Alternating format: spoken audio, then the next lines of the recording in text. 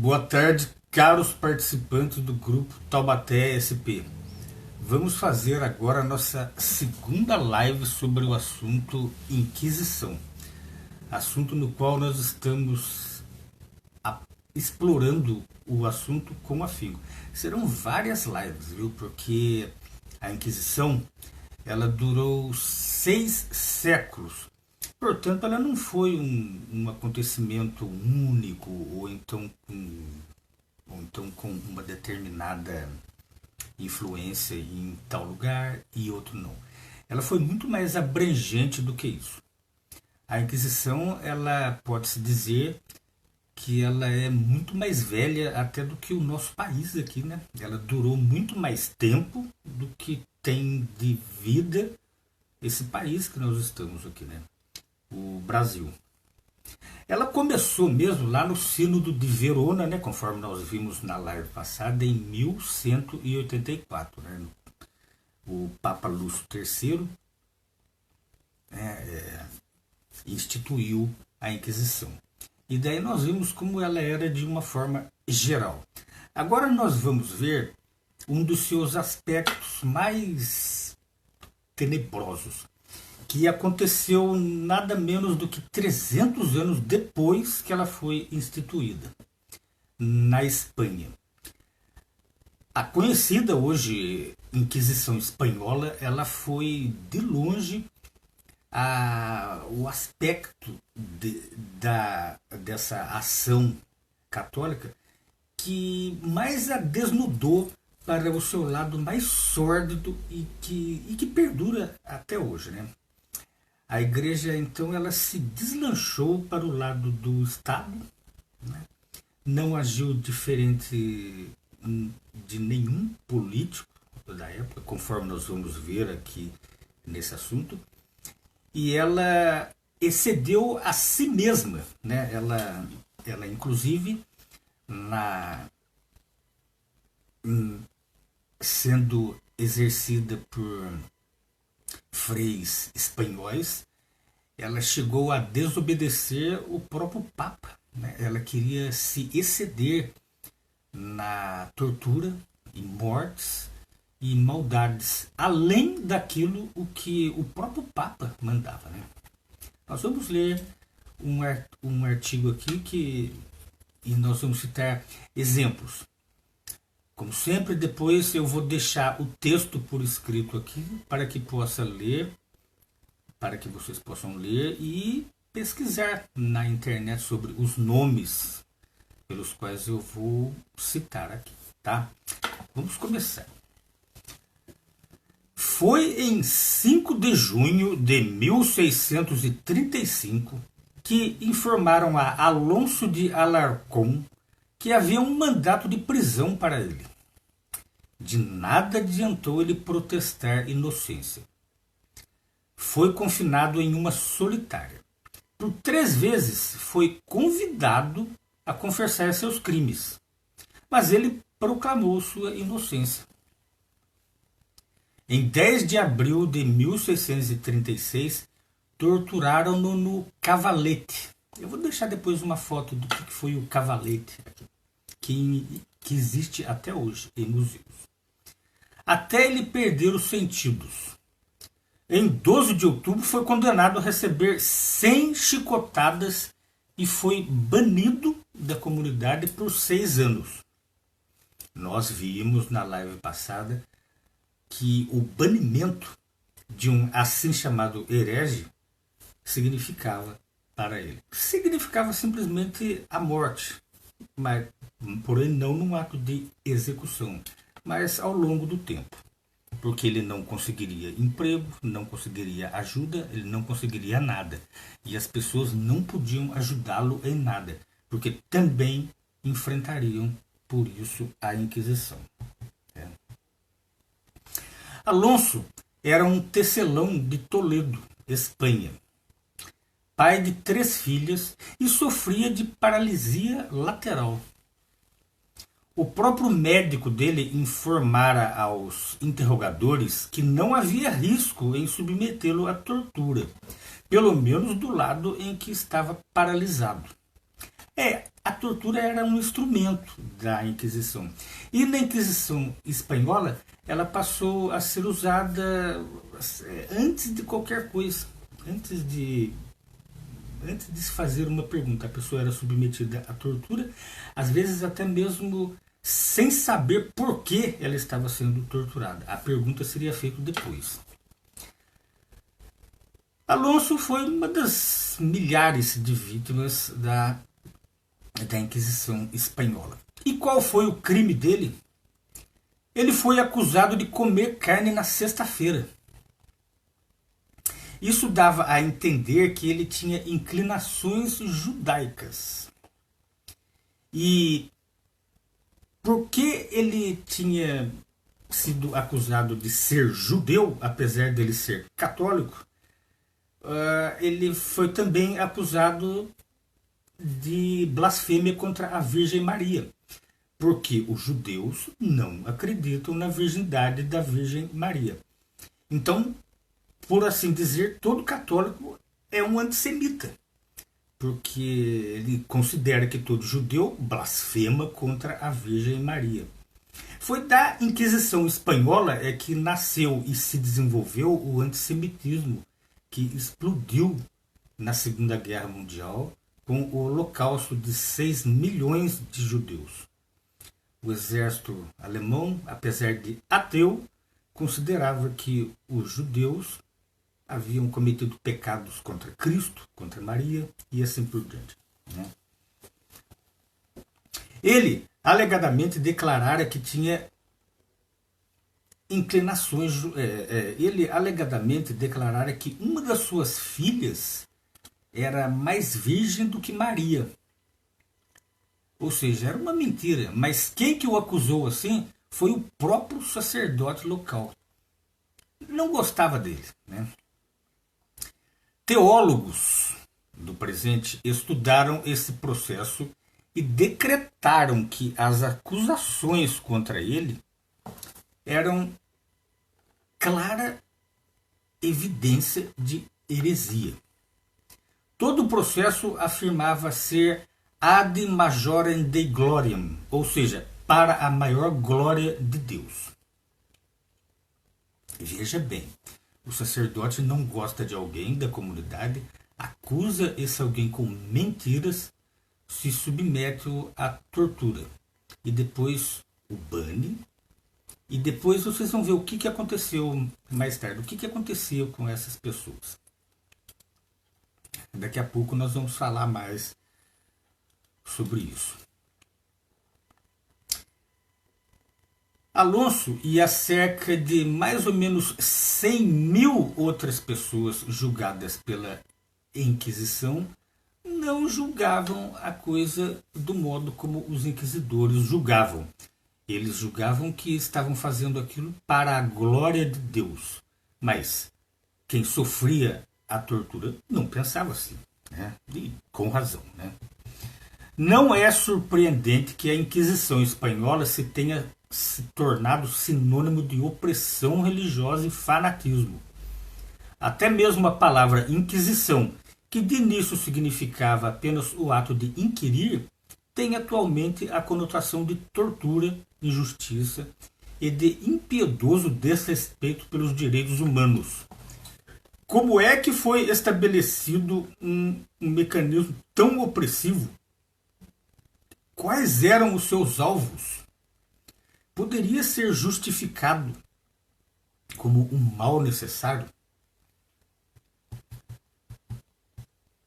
Por incrível que pareça, os inquisidores achavam que a Inquisição era um modo de unir as pessoas. No século XIII, a Igreja estabeleceu a Inquisição na Alemanha, Espanha, França e Itália. Seu propósito principal era exterminar os grupos religiosos dissidentes, que o clero considerava perigosos para a Igreja. Depois da eliminação desses grupos, a tal Inquisição patrocinada pela Igreja diminuiu de influência.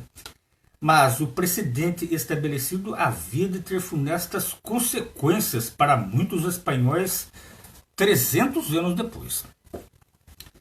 No século XV, os reis católicos Isabel e Fernando venceram os últimos dos mouros muçulmanos que ocuparam grande parte da Espanha durante 8 séculos. Estes monarcas procuravam meios de tecer a unidade nacional. Considerou-se que a religião era um instrumento conveniente para se atingir tal objetivo. Isso faz lembrar muito de Constantino, né, imperador romano, né, que usou a religião para unir o seu império romano. Então ele formou a Igreja Católica, né, unindo aquelas seitas apóstatas que haviam lá. Ele conseguiu unir mesmo o seu império ou ele causou mais desunião ainda? Né? A história vai se repetir aqui na Espanha. Em setembro de 1480, a Inquisição reapareceu na Espanha, mas seu poder era brandido pelo Estado. Seu alvo era a purificação da nação e a unidade da fé. Os governantes católicos da Espanha persuadiram o Papa Sixto IV a proclamar uma bula que os autorizava a nomear inquisidores, com o objetivo de investigar e punir a heresia. Depois disso, o Estado financiou a Inquisição e estabeleceu seus procedimentos operacionais. Tinha começado uma cruzada a favor de se impor estrita uniformidade religiosa à nação. Tal instituição era dirigida maiormente pelos frades dominicanos e franciscanos, mas era supervisionada pela monarquia. Ou seja, Igreja e Estado unidos contra o povo. Tratava-se de um casamento de conveniência entre Igreja e Estado. A Igreja queria acabar com a ameaça que ela percebia existir entre os milhares de judeus e de mouros espanhóis, que tinham sido convertidos antes à força ao catolicismo, mas que agora eles passaram a suspeitar que eles ainda praticavam as suas antigas religiões secretamente. Mais tarde, essa mesma bula papal seria utilizada como aparato para exterminar os grupos protestantes que iriam aparecer. A Inquisição também provou ser forte arma a favor do Estado. Suprimiu dissidentes, ou seja, quando havia um opositor político, a pessoa que estava no poder, ele era simplesmente acusado de heresia. E quem queria provar que não era? Né? E isso também gerou substancial renda confiscada de suas vítimas e concentrou o poder nas mãos da monarquia. Por mais de 3 séculos, esta temível instituição impôs sua vontade ao povo espanhol. Vamos falar um pouco de Torquemada, o mais notório inquisidor. Hoje em dia quase todo mundo conhece Torquemada, né? E quando você digita Torquemada no seu navegador, inexoravelmente vai aparecer instrumentos de tortura e pessoas sendo queimadas na fogueira, né? Por que será, né? Por que será que ele, sendo ele um frei, né? um líder religioso católico, não foi transformado em santo, né, pela própria igreja, né, que ironicamente transformou Joana d'Arc, que foi uma das vítimas da Inquisição, uma vítima inocente, uma menina inocente, em mártir. É irônico, né? Porque será que ela está tentando se redimir do que fez? Mas não. Torquemada já foi proposto para ser santo no passado. Em 1483, 3 anos depois do ressurgimento da Inquisição na Espanha, Tomás de Torquemada, um frei dominicano que, ironicamente, ele próprio era descendente de judeus, foi nomeado inquisidor-mor. A crueldade dele para com os suspeitos de heresia jamais foi igualada. Foi elogiado pelo Papa Sixto IV por orientar seu zelo para os assuntos que contribuem para o louvor de Deus. Mais tarde, contudo, o Papa Alexandre VI, alarmado com os excessos de Torquemada, tentou diluir o poder deste por nomear outros 2 inquisidores mortos. Isso de pouco adiantou. Torquemada continuou exercendo a autoridade geral e, durante seu tempo que ocupou tal cargo, mandou queimar na estaca, naqueles chamados autos de fé, mais ou menos umas 2.200 pessoas. Esse número é um número redondo, pode ser mais ou pode ser menos, né? A gente nunca sabe. Mas tivesse ele matado apenas uma pessoa, já faria dele um assassino e que matava de uma forma horrível, que, segundo a própria enciclopédia britânica, escreveu assim sobre os autos de fé praticados tanto por Torquemada como pelos outros inquisidores, né? Horroroso holocausto oferecido ao princípio da intolerância. E não foi só isso. Milhares de pessoas fugiram do país, enquanto que incontáveis outras foram presas e torturadas e tiveram suas propriedades confiscadas. Pelo visto, Torquemada estava convicto de que seu trabalho era feito a serviço de Cristo. Deveras, a doutrina da Igreja justificava as ações dele. Certo? Ou seja, a Igreja justificava as ações de Torquemada por dizer que ele estava com zelo para o favor de Deus. Enriquecer a Igreja e enriquecer o Estado e tornando miseráveis as pessoas é um serviço a favor de Deus? Vamos ver o outro lado. Entretanto, a Bíblia, aqui é a palavra de Deus, avisa que o zelo religioso pode ser desorientado. No primeiro século, muito antes depois da Inquisição, Paulo descreveu os judeus que perseguiam os cristãos como pessoas que tinham o zelo de Deus, mas não segundo o conhecimento exato. Jesus predisse que o zelo desorientado poderia até fazer com que tais pessoas matassem gente inocente, imaginando que estivessem prestando serviço sagrado a Deus. João 16:2. Depois nós vamos ler. As diretrizes de Torquemada bem ilustram as trágicas consequências do zelo endurecido pela intolerância, em vez de temperado amor e pelo conhecimento exato. O modo dele agir não era o modo cristão de se alcançar a unidade na fé.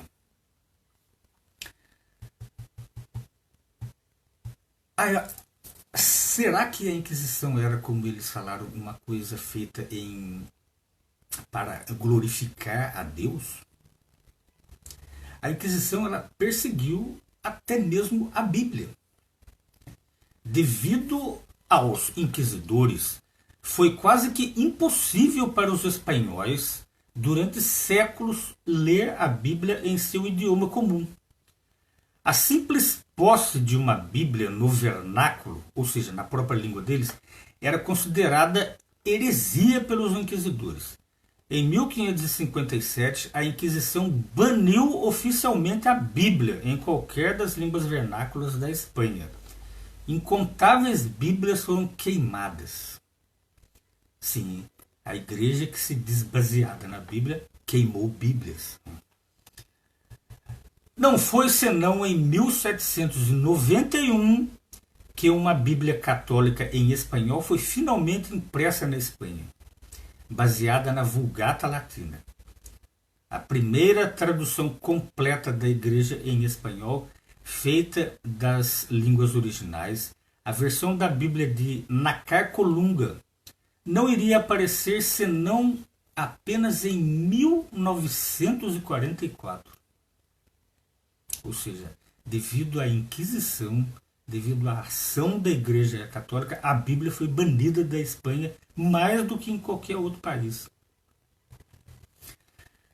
Talvez a proscrição da Bíblia durante tantos séculos na Espanha tenha sido um dos fatores que contribuem para o interesse do povo espanhol nas escrituras sagradas atualmente. Muitos possuem agora uma Bíblia e têm sincero desejo de saber o que ela realmente ensina, né? A verdadeira face da Inquisição na espanhola. O que era a igreja na Inquisição? Um dos inevitáveis resultados da Inquisição foi promover a ganância e a suspeita. O Papa Sixto IV queixou-se de que os inquisidores estavam demonstrando mais cobiçar o ouro das pessoas que seriam mortas do que o zelo pela religião daquelas pessoas. Qualquer pessoa opulenta, ou seja, que tinha bens, corria perigo de ser denunciada, muitas vezes pelo próprio inquisidor. E, embora pudesse reconciliar-se com a igreja no processo inquisitorial, seus bens eram confiscados de qualquer modo. Ou seja, se você fosse para a Inquisição, automaticamente você perderia tudo, seja qual fosse a sua pena depois, mesmo que fosse para reconciliar-se com a igreja. Nós vamos ver o que significa essa reconciliação, né, com a igreja. Outros foram julgados depois de mortos, e os herdeiros deles ficaram sem nenhum centavo, às vezes à base de informantes anônimos que recebiam uma porcentagem das riquezas dos desapropriados. O amplo uso de espiões e informantes produziu um clima de medo e de suspeita. Não raro se utilizava a tortura para obter os nomes dos companheiros de heresia, resultando na prisão de muitas pessoas inocentes, inclusive crianças, à base da mais tênue evidência ou da mais tênue suspeita. E a suspeita geralmente recaía sobre quem tinha mais dinheiro, né? Pessoas invejosas, talvez. Esse tem mais dinheiro que eu, vou denunciar o salário, você é herege. Né? E pronto, a pessoa era presa, o Estado pegava metade dos bens da pessoa, a igreja pegava a outra metade, e assim sucessivamente. Fortes suspeitas antissemíticas conduziam a outros abusos. Por exemplo, Elvira del Campo de Toledo foi acusada em 1568 de pôr roupas limpas no sábado e de se abster de comer carne de porco. Ambas as coisas contribuindo para que se suspeitasse que ela era judia. Sabe? Implacavelmente torturada no cavalete, ela implorou: Senhores, por que não me informais o que quereis que eu vos diga? Ou seja, ela foi torturada antes de saber por quê. Numa segunda sessão de tortura, que não podia ser feita porque o próprio Papa disse que a tortura só poderia acontecer uma vez, né? Numa segunda sessão de tortura, ela teve de confessar que não era o seu estômago delicado que fazia com que não gostasse de carne de porco, mas em vez disso, que eram suas inclinações judaicas. Ou seja, a dona Elvira, ela era uma católica. Mas porque ela não podia comer carne de porco por causa do seu estômago sensível, ela foi acusada de judaísmo e enfrentou a Inquisição. A Inquisição ela conseguiu os seus objetivos de unir o povo numa só fé, pela força e pelo Estado. No entanto, corajosas vozes de protestos foram ouvidas, mesmo no auge do poder da Inquisição. Hélio Antônio de Nebrija, um dos mais destacados homens de erudição dos seus tempos, foi denunciado à Inquisição devido ao seu desejo de aprimorar o texto da Bíblia Vulgata Latina, a única disponível então naquelas bandas. Ele protestou: devo ser obrigado a declarar que não sei aquilo que sei? Que escravidão ou que poder é tão despótico quanto este? Luís Vives, outro erudito, cuja família inteira foi exterminada pela Inquisição, escreveu: vivemos em tempos difíceis, em que não podemos nem falar e nem ficar calados, sem correr grande perigo. Todas essas frases aqui foram retiradas dos próprios documentos da Inquisição, já liberados. Não é nada que seja inventado, não. Estão nos documentos produzidos pela própria Igreja. No início do século XIX, Antônio Puiglaç, escritor e político espanhol, que fez campanha em prol da abolição da Inquisição, argumentou: uma vez que a Inquisição é um tribunal eclesiástico, seu rigor é incompatível com o espírito de mansidão que devia distinguir os ministros do Evangelho, que os inquisidores diziam que eram. Mesmo hoje, muitos católicos sinceros ainda estão tentando discernir o papel da Igreja na Inquisição. A Igreja se dizia ser o braço de Deus na Terra, mas ela agia a favor do Estado. Ela, conforme nós já vimos, ela ia contra o próprio povo. E ela foi dali que nasceu, foi da Inquisição Espanhola que nasceu o antissemitismo. E a Inquisição Espanhola ela foi muito mais um mecanismo do Estado para suprimir os seus oponentes políticos e os seus oponentes étnicos, porque ela foi usada contra os muçulmanos, né? Os marranos. Os marranos eles eram todos massacrados, nas famosas cruzadas, né? E também contra o próprio povo católico, que pouco antes haviam sido convertidos à força pela própria Igreja. Mas que agora eles não estavam contentes com isso, eles estavam desconfiando que aquelas pessoas convertidas à força ainda eram judias, né? De qualquer forma. Houve casos em que inquisidores, eles, depois de converterem o judeu à força ao catolicismo, eles ainda julgavam pela Inquisição por ele ser judeu de nascimento. Assim, uma pergunta apropriada é: será que tais métodos conseguiriam realmente conquistar os corações e as mentes do povo? Um historiador comenta: a Inquisição, ao passo que deveras impunha a conformidade com o dogma e as observâncias exteriores, não conseguiu inspirar genuíno respeito pela religião. Ou seja, a pessoa tinha que aparentar ser católica, mesmo que ela não gostasse. Mas ela tinha que aparentar por medo, né? As pessoas eram católicas na Espanha por medo da Inquisição. E não porque elas tinham um genuíno amor e respeito pelos dogmas que a Igreja ensinava. Assim, por exemplo, Julián, um rapaz que estudava para ser padre, ficou chocado quando leu pela primeira vez sobre o papel que a Igreja desempenhou na Inquisição. Seu professor, sempre os professores tentando reescrever a história, né? Seu professor argumentou que, visto que Deus tinha inventado o inferno para atormentar eternamente os iníquos, a Igreja usaria o tormento também quando julgasse necessário. Que coisa incrível, né? Usar um ensinamento pagão como a existência de um inferno para justificar a Inquisição, né? Isso é argumento novo, viu? Isso não é argumento daquela época, não. Mas esta resposta não contribuiu em nada para dissipar-lhes as dúvidas, e ele abandonou o seminário. Similarmente, Júlio, jovem advogado espanhol que já nutria dúvidas sobre o catolicismo, ficou convicto de que a Igreja não poderia ser realmente cristã depois de ler extensivamente a respeito da Inquisição.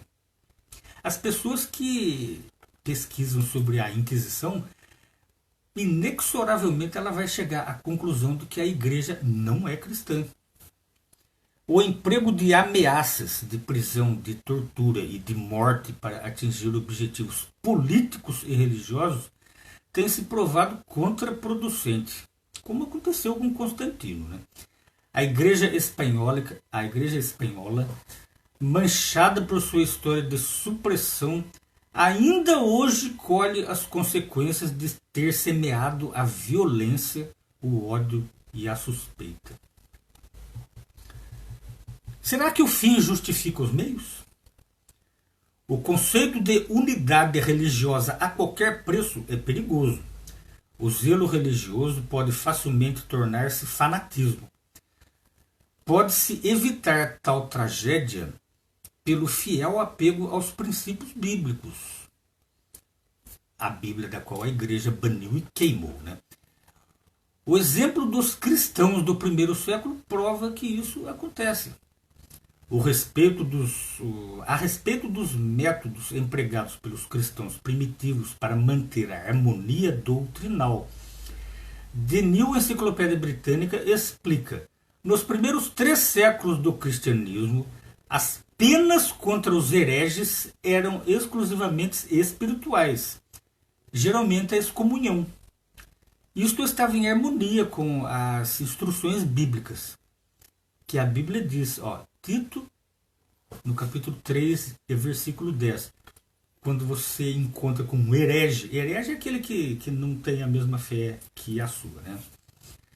Quanto ao herege, depois de 1 ou 2 advertências, evita-o. E é o que acontece até hoje com os cristãos verdadeiros.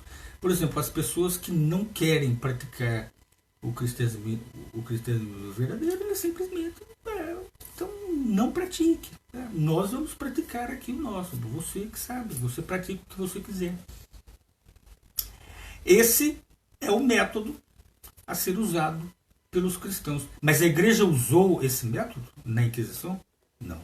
A igreja perseguia, ia até a casa da pessoa, prendia a pessoa, mesmo sob suspeita, mesmo que fosse do seu próprio povo, e no caso da Inquisição espanhola, para pegar os seus bens, para roubar-lhe os seus bens e matar. Nós lemos aqui também sobre o julgamento dos mortos, né? Por exemplo, às vezes tinha famílias católicas muito devotas, católicas verdadeiras, muito devotas, mas eles então acusavam um antepassado morto. Julgava a pessoa que já morreu e os herdeiros é que tinham que pagar, perdiam tudo. Sabe? Isso é um modo cristão de agir? Ou é um modo despótico? A luta cristã, travada pela mente dos outros. Como é que é essa luta cristã? Quais são as armas que os cristãos usam? Será que são as armas da Inquisição? A tortura, o Estado e a morte pela estaca de tortura? Não. A Bíblia descreve a pregação das boas novas como sendo uma luta espiritual.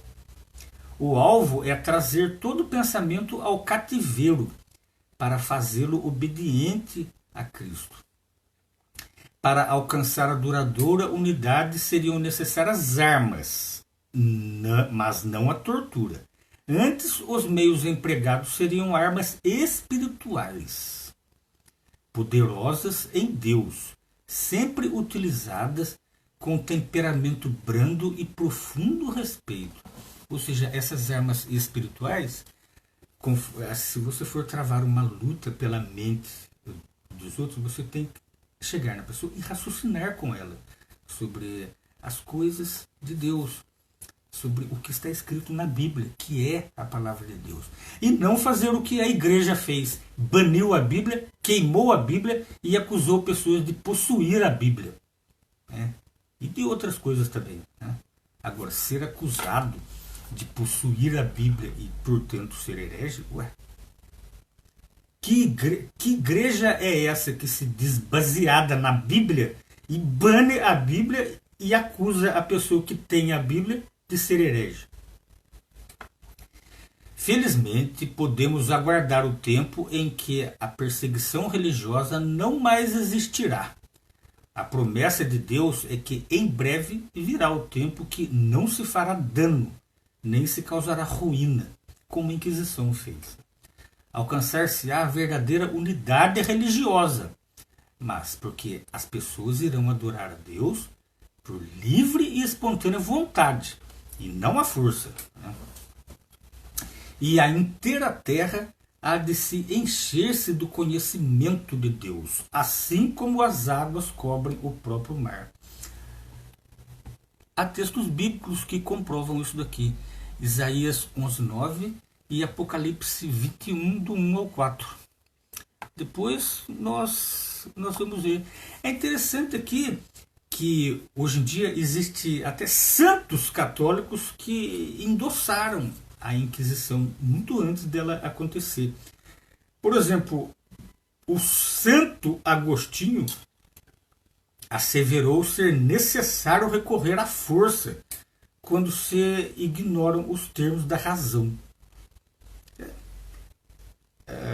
Santo Agostinho era uma pessoa violenta e em assuntos religiosos ele também era violento. Tomás de Aquino, também santo, chamado de santo, declarou que a heresia é um crime que merece não a excomunhão, como a Bíblia prega. A Bíblia prega a excomunhão. Por exemplo, entre os cristãos tem uma pessoa que não quer saber de obedecer a Cristo. Ele não, olha, eu não concordo com isso que Cristo falou, então eu não vou obedecer. Então, simplesmente é excomungado. A excomunhão, o que é? Você está livre. Você pode ir procurar o seu caminho. Era isso. Mas Tomás de Aquino não. Ele ia contra, ele não leu a Bíblia, então ele diz que a heresia é um crime que merece não apenas a excomunhão, mas também a morte. Ou seja, ele era a favor de se matar hereges. Santo Tomás de Aquino. Bom, meus amigos, esta foi a segunda parte da nossa live. Nós falamos aqui sobre a Inquisição Espanhola. Eu vou colocar o texto aqui que vai explicar muito mais do que eu acabei de falar aqui. No domingo que vem, a gente vai falar sobre um aspecto ainda pior do que é a Inquisição Espanhola, mas não no termo da crueldade, e sim no termo da política geral da Igreja. Ou seja, foi a Inquisição Romana, acontecida na Itália. E nós vamos ver exemplos de pessoas que foram julgadas lá.